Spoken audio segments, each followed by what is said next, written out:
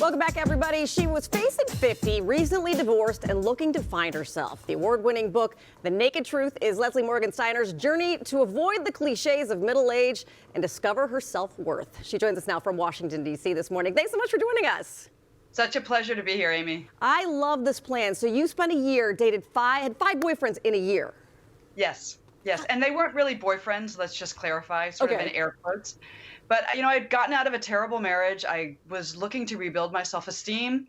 And in some ways, I just sort of became a man for a year. It's what most men do in middle age when they get divorced. They buy a sports car, they start dressing younger, and they date multiple partners. But what was audacious about this is that I was a woman doing it, and it worked really well, and it was fascinating, and I learned so much about myself and about men and about midlife dating.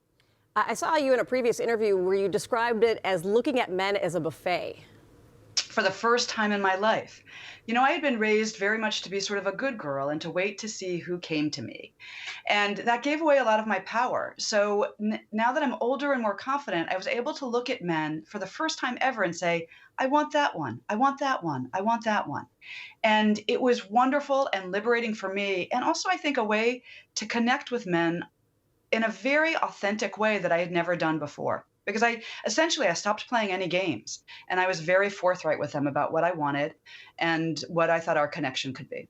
Now, I know at least the first two of the five were about 20 years younger than you. Was that intentional, or did that just happen? No, it just happened.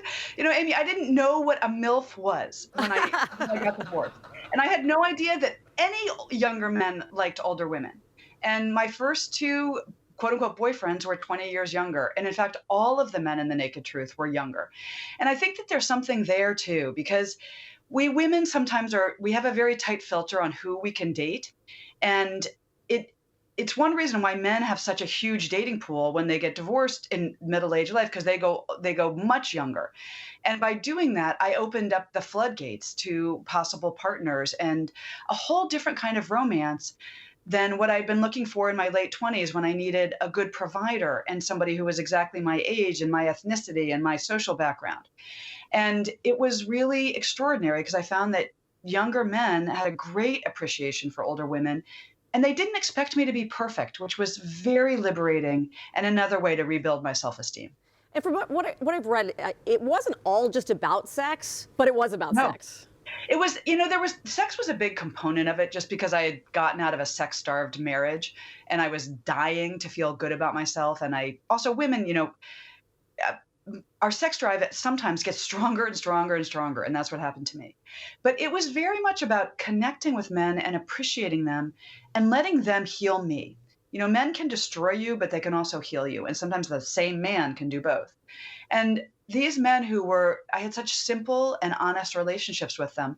They showed me that I was beautiful. And one of my partners, I remember, he used to stroke the cellulite on my belly, you know, the worst part of my body. And he would say, oh, I love this part of you.